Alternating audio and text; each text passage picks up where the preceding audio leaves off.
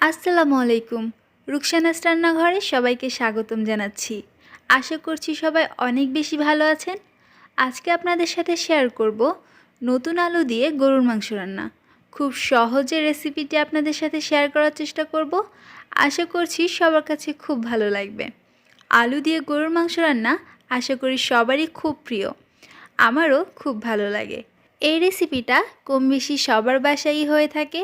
তারপরও আমি আজকে যেভাবে রান্না করছি আপনাদের সাথে সেটাই শেয়ার করব। আশা করছি ভিডিওটি স্কিপ না করে আমার সাথেই থাকবেন। তো চলুন কথা না বাড়িয়ে গরুর মাংসের রেসিপিটি শুরু করা যাক। এখানে আমি 1 কেজি গরুর মাংস নিয়েছি। মাংস কেটে ধুয়ে ভালোভাবে পরিষ্কার করে নিয়েছি।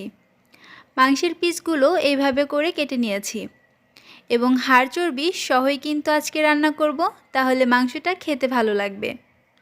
আপনারা চাইলে এর থেকে ছোট বা বড় করে কেটে নিতে পারেন, তবে সব সময় মাংস একটু ছোট করে কাটলে মশলা ভালো মতো ঢুকে খেতে ভালো লাগে।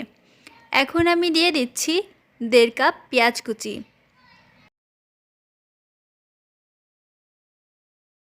আর দিয়ে দিব বাটা মশলা।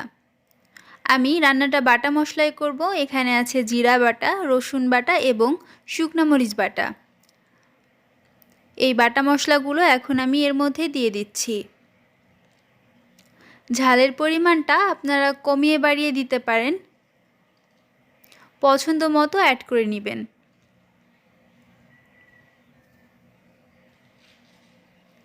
আর দিয়ে দিচ্ছি স্বাদ মতো লবণ,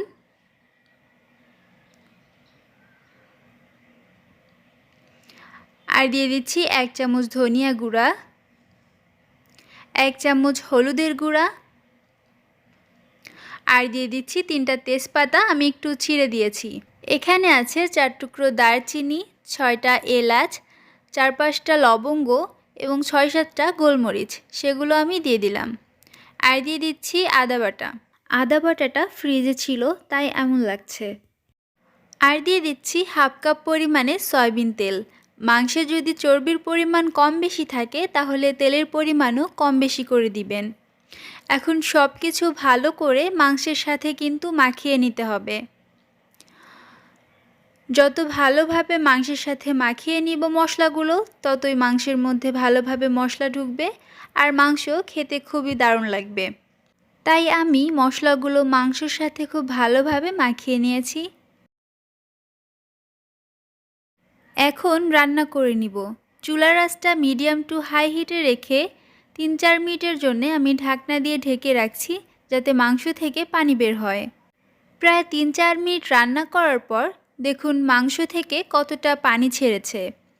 এই পানি দিয়েই মাংসটা খুব ভালোভাবে আমি কষিয়ে নেব।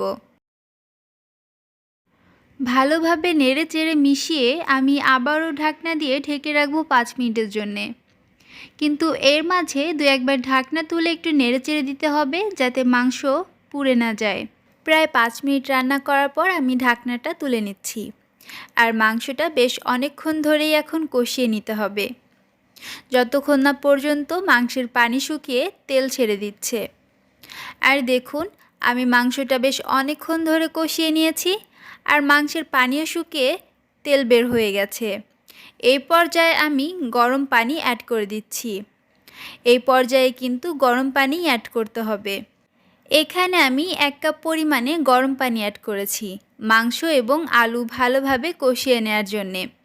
এই পর্যায়ে আমি এখানে নতুন আলু অ্যাড করব। এখানে গোটা গোটা আলু নিয়েছি। আলুগুলো ছোট হয় আমি গোটা গোটাই রেখেছি, কিন্তু আলুগুলোর মাথায় আমি একটু কেটে দিয়েছি, যাতে ঝাল মশলা লবণ ঠিক মতো ঢুকতে পারে, তাহলে আলুগুলো খেতে খুবই ভালো লাগবে। আর এটা যেহেতু নতুন আলু তাই সেদ্ধ হতে বেশি সময় লাগবে না। এজন্য আমি মাংসটা আগে 60% সেদ্ধ করে নিয়ে তারপর আলুটা অ্যাড করেছি।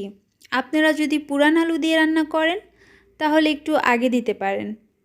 এখন মাংস আর আলু আমি আবারও ভালো করে একটু কষিয়ে নিব। আলুটাও যদি মশলার সাথে ভালো করে একটু কষিয়ে নেওয়া যায়, তাহলে আলুর মধ্যে ঝাল মশলা লবণ সব ঠিক মতো ঢুকবে, তাহলে আলুটা খেতেও কিন্তু খুবই ভালো লাগবে। আর নতুন আলুর তরকারি তো এমনিতেই খেতে খুবই ভালো লাগবে। এজন্য আমি ভালো করে আলুটাও একটু মাংসের সাথে কষিয়ে নিয়েছি। আর দেখুন আমি খুব সুন্দর করে কষিয়ে নিয়েছি। এই পর্যায়ে আমি এখানে গরম পানি অ্যাড করব। ঝোলের পরিমাণ আপনারা কতটুকু রাখবেন সেই পরিমাণে গরম পানি অ্যাড করে নেবেন। আর সবসময় মাংসের মধ্যে গরম পানি দেওয়ার চেষ্টা করবেন। এই পর্যায়ে লবণটা চেক করে আমি সামান্য লবণ দিয়ে দিচ্ছি। আপনাদেরও যদি প্রয়োজন হয় চেক করে এই পর্যায়ে লবণ দিয়ে নেবেন। সব কিছু ভালোভাবে নেড়েচেড়ে মিশিয়ে দিয়ে আমি আবারও ঢাকনা দিয়ে ঢেকে রাখবো যতক্ষণ না পর্যন্ত আলু আর মাংসটা ভালো মতো রান্না হয়ে যাচ্ছে। রান্নাটা প্রায় শেষ। অফ স্ক্রিনেই আমি চেক করে নিয়েছি আলু এবং মাংস খুব ভালোভাবে কুক হয়ে গেছে। তরকারির টেস্টটা আরও বাড়ানোর জন্যে আমি এই পর্যায়ে ভাজা জিরে গুঁড়ো অ্যাড করব। ভাজা জিরে গুঁড়ো দেওয়ার ফলে তরকারিতে খুব সুন্দর একটা ফ্লেভার অ্যাড হবে আর তরকারি থেকে খুব সুন্দর একটি স্মেল বের হবে। হালকা হাতে জিরে গুঁড়োটা একটু নেড়ে চেড়ে মিশিয়ে দিব।